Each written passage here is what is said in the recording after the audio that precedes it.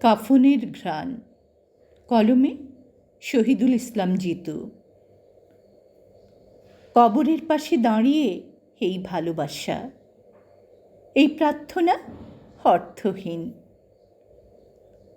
যখন ছিলাম আপদমস্তক, জলজ্জান্ত, বুকের মেদ সরিয়ে দেখনি।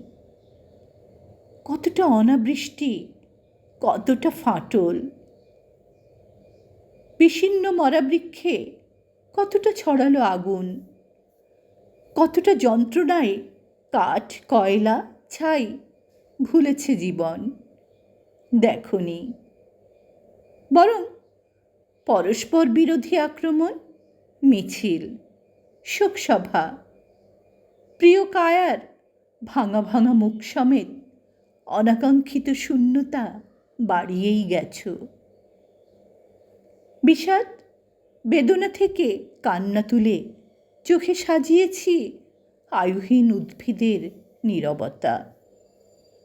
স্মৃতির পদচিহ্ন অনুসরণ করে একাকিত্বের সীমারেখায় ফুরিয়ে গেছি।